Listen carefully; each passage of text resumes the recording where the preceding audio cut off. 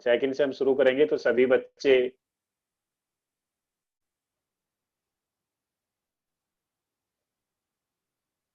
आराम से बैठ जाएंगे, सहज अवस्था में बिल्कुल आराम से बैठ जाएंगे और धीरे से अपने आंखों को बंद करेंगे।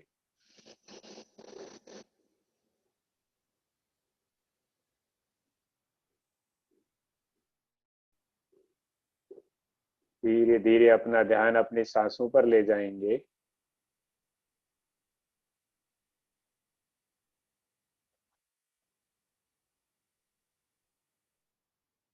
यदि मैं आंख बंद नहीं कर पाता हूं तो मैं नीचे की तरफ भी देख सकता हूं।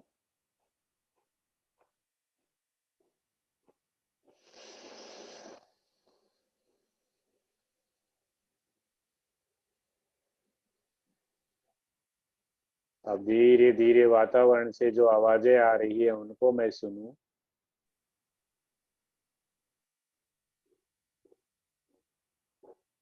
वातावरण से विभिन्न प्रकार की आवाजें आ को सुनूं।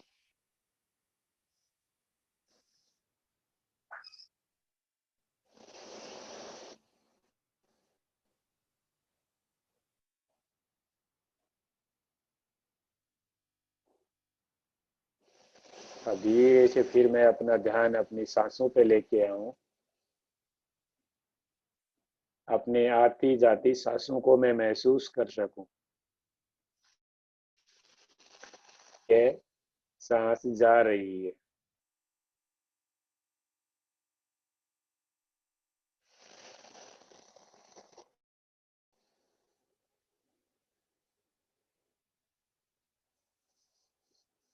जब अपने आप को सहज महसूस करें तो अपनी आंखें खोल लें।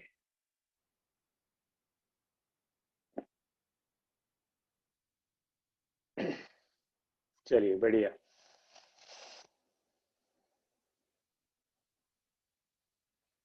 चलिए नितिन सर, कहानी है आज। और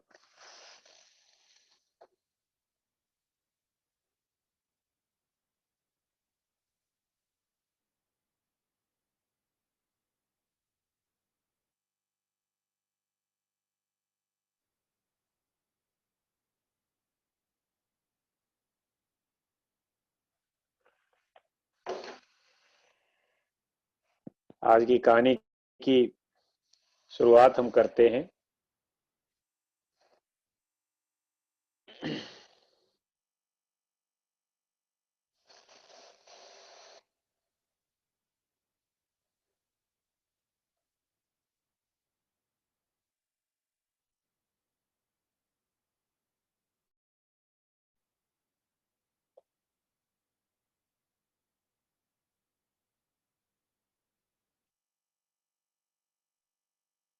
देखिए, कहानी जब हम पढ़ेंगे तो आपको बहुत ध्यान से सुननी है।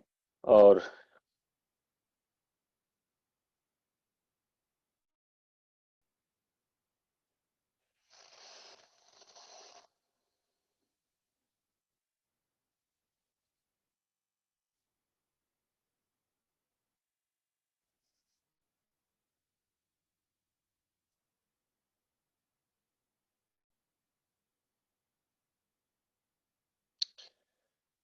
माइंडलेस फूस हमने किया हैप्पीनेस स्टोरी।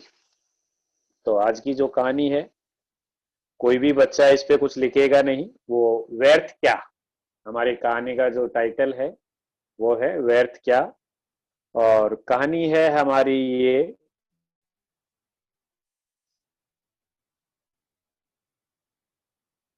कोई भी बच्चा इस पे पेंटिंग किसी प्रकार की ना करे। ये ध्यान रखें, उसका नाम मेरे पास आ जाता है। तो इन चीजों का थोड़ा ध्यान रखें। नितिन सर।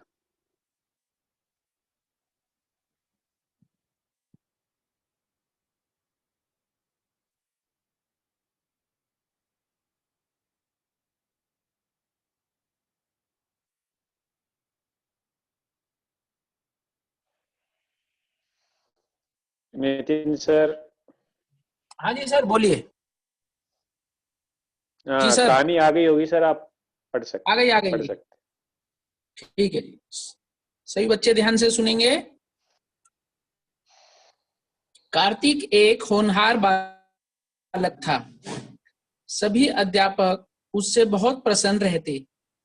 इसी बात के चलते वह कुछ घमंडी स्वभाव का बन गया। वह सभी को वह सभी को अपने से छोटा और हीन समझने लगा। यह बात कक्षा अध्यापक को अच्छी नहीं लग रही थी। एक दिन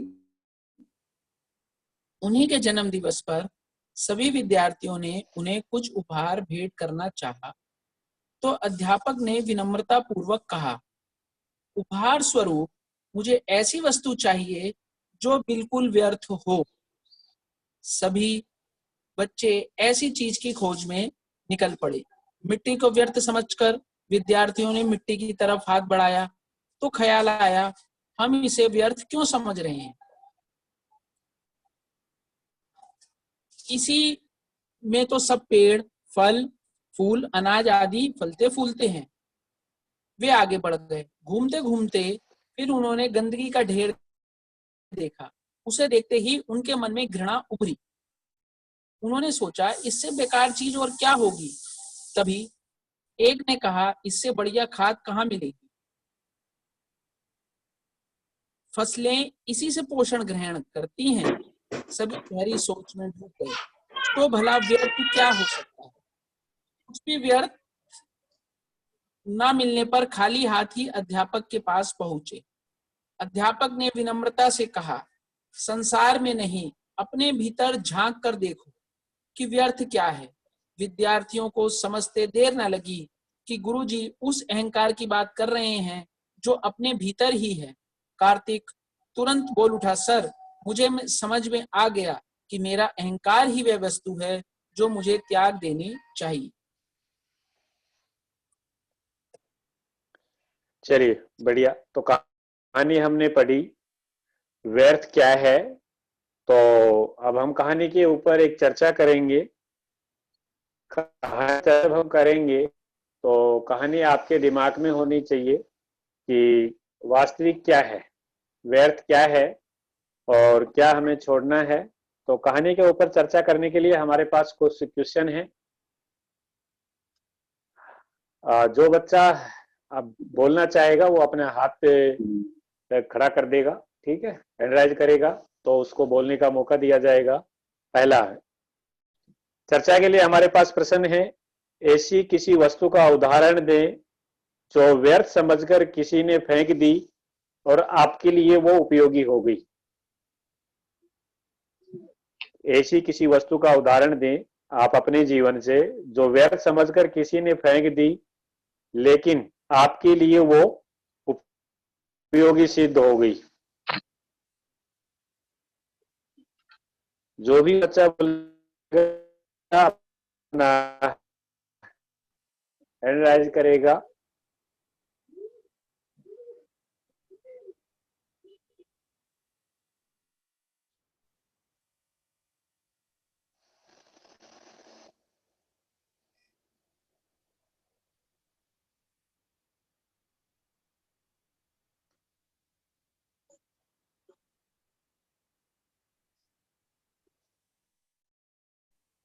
जो भी बच्चा बोलना चाहे। Siddharth.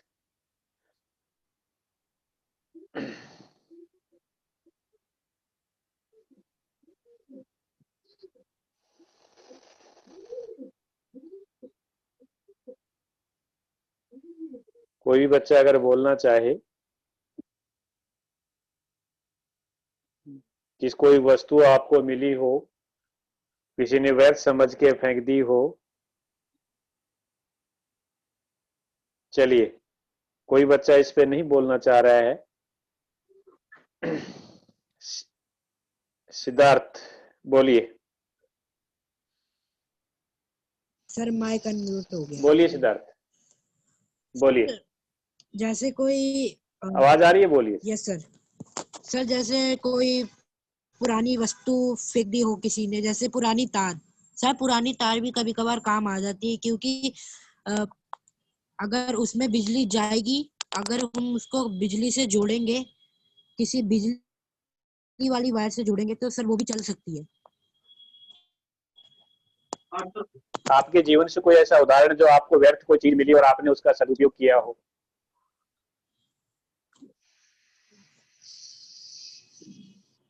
Sir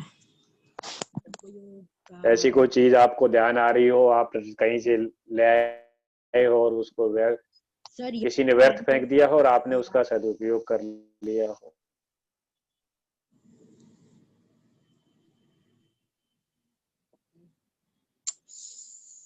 sir sir sir sir याद आया। सर कहूँ? हाँ बोलिए। सर जब मैं स्कूल से आ रहा था तब मैंने देखा किसी के खिलौने का ना एक पार्ट टूट गया था। तो सर उसके पास भी वैसा ही खिलौना था जो मेरी बहन के पास था। उसका खिलौना टूट गया था, मेरी बहन का भी, तो मैंने उसके पार्ट से उसका ही खिलौना जोड़ दिया। बढ़िया। और कोई बच्चा बोलना चाहे?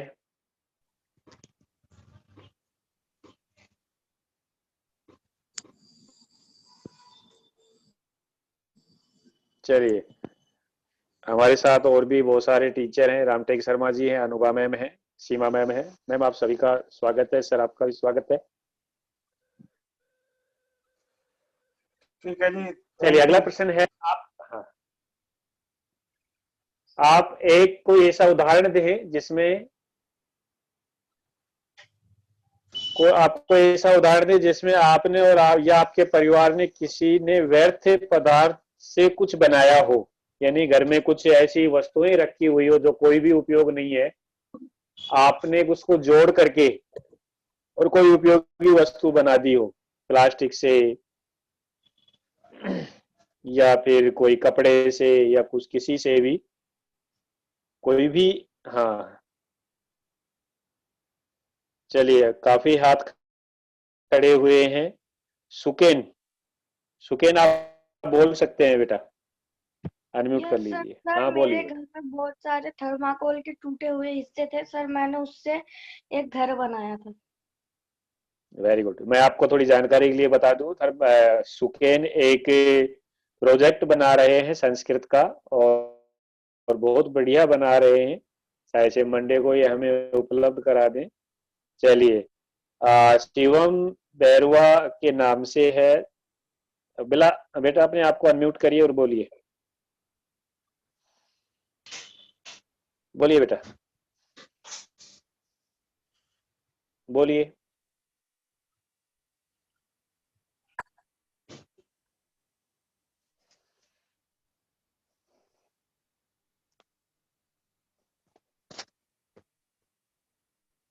शिवम बैरवा, बोलिए बेटा।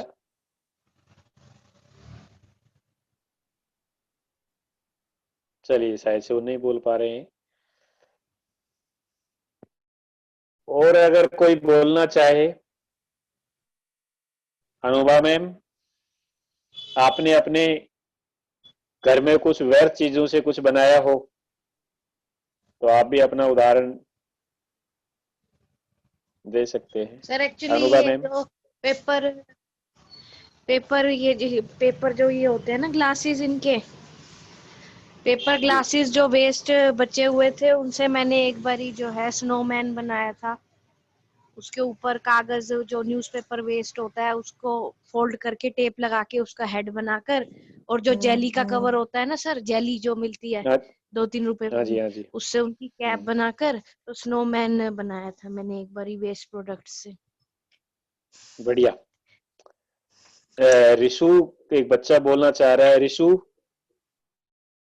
बोलिए बेटा। Yes sir. सर हमने पुराने न्यूज़पेपर से लिफाफे बनाए थे जब प्लास्टिक का उपयोग हम नहीं कर रहे थे तो। बहुत बढ़िया। देखिए, सभी ने अपने अपने, अनुभा मैम ने बताया, रिशु ने, सुकेन ने, देख ठीक है। इसका मतलब है घर में जो वस्तुएं रखी हुई हैं उनका हम सदुपयोग कर सकते हैं। अगला क्वेश्चन है, आप भी अपने बारे में चिंतन करें और बताएं कि आपके भीतर क्या क्या व्यर्थ है। ये थोड़ा क्वेश्चन है। आप अपने बारे में कुछ अपने कुछ ऐसी बुराइयों को या मेरे काम नहीं है लेकिन फिर भी मेरे अंदर हैं, मैं उनको छोड़ना चाहता हूँ। क्या क्या ऐसी चीजें हैं जो मैं मेरे अंदर देख सकूं, ठीक है, तो वो उस पे आपको बोलना है। बताइए, अपने अंदर घर में हमने व्यर्थ वस्तुओं को तो हम देख पाते हैं, लेकिन हम हमारे अंदर कुछ ऐसी हैबिट्स हो सकती हैं जिनको हम छोड़ना चाहते हैं, उसका हम अभ्यास करते हैं छोड़ने के लिए। बोलिए बेटा सुकेन। सर मुझे कोई कुछ थोड़ा सा भी कहे तो सर मुझे बहुत गुस्सा आता है। मैं उस गुस्से को छोड़ना चाहती हूँ। हाँ, गुस्सा, यानी आप गुस्से को छोड़ना चाहते हैं, तो गुस्से के बारे में भी हम किसी दिन एक टॉपिक रखेंगे कि ये गुस्सा क्या बला है, उसके ऊपर। मैम,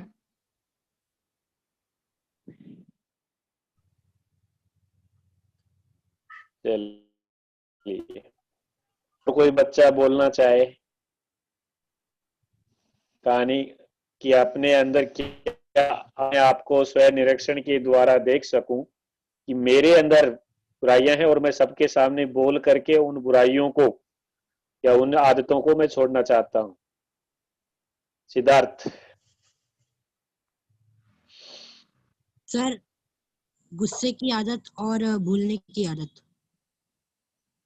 गुस्से की आदत और बोलने की आदत, इनको आप नहीं सर, व्यर्थ बोलने की नहीं, भूलने अपने की। अंदर व्यर्थ समझते हो, ये व्यर्थ है, इनका कोई काम नहीं है। नहीं है। चलिए बढ़िया।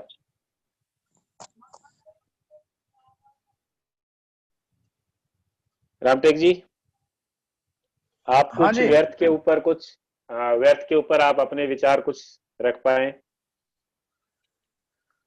हाँ देखिए, बहुत अच्छा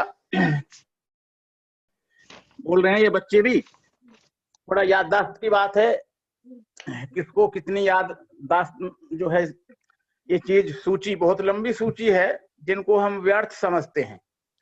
तो हम, आप, बच्चे, बच्चों के घर वाले सभी कुछ ना कुछ टूटी फूटी पुरानी चीजों का हम यूज करते हैं, उनका रिसाइकलिंग या पुनर्चक्रण भी होता है।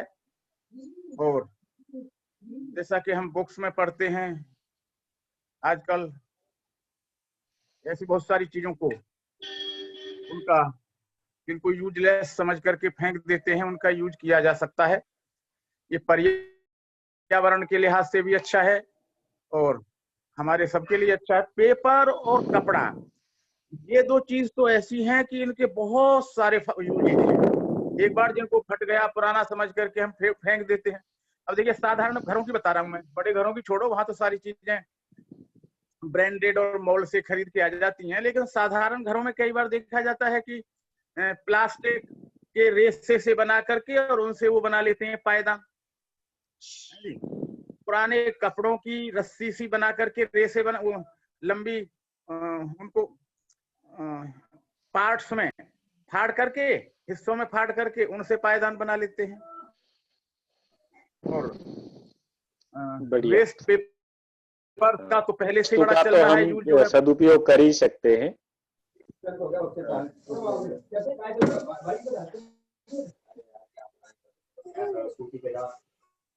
कोलास में मैम। हाँ जी सर। में जानते होंगे बच्चे। हाँ जी सर।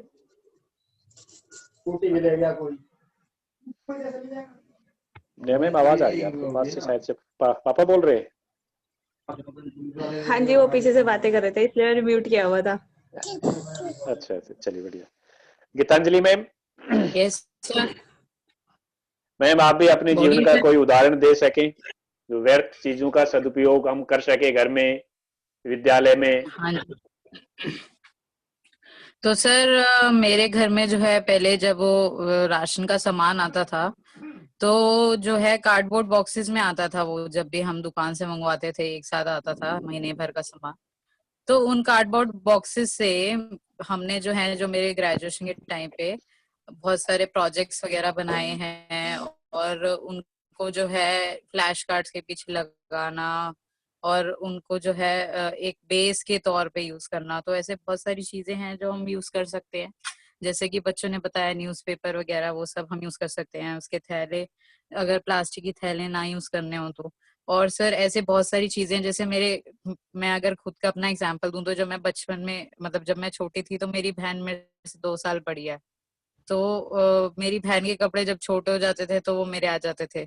तो हम जो है सिर्फ मेरी बहन के लिए तो व्यर्थ हैं वो, लेकिन मेरे काम आ जाते थे। और अगर हमारे भी छोटे हो जाते थे तो हम किसी और को दे देते थे, ताकि वो जो है किसी के काम आ जाए, फेंकने नहीं है। तो इस तरह से बहुत सारी चीजें हैं जो हम सोचते नहीं है, लेकिन आगे चल के जब हम उस पर रिफ्लेक्ट करते हैं तो पता चलता है कि उस चीज का कैसे कैसे यूज हो सकता था।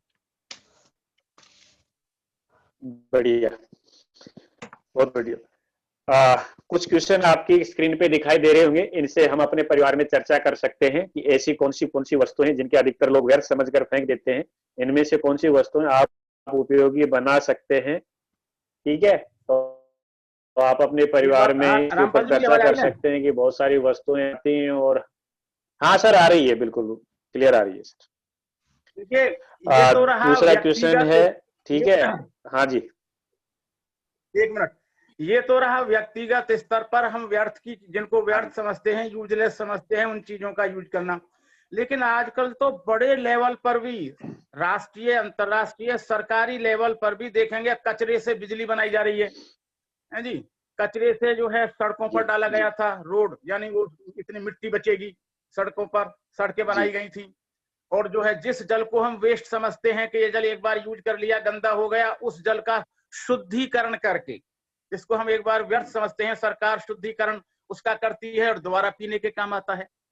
तो ये तो सोचने की बात है। छोटे लेवल से, व्यक्तिगत लेवल से, परिवार से लेकर के बहुत ऊंचे लेवल तक हर चीज का सदुपयोग किया जा सकता है जिनको हम व्यर्थ समझते हैं। बढ़िया सर। नितिन जी, नितिन सर।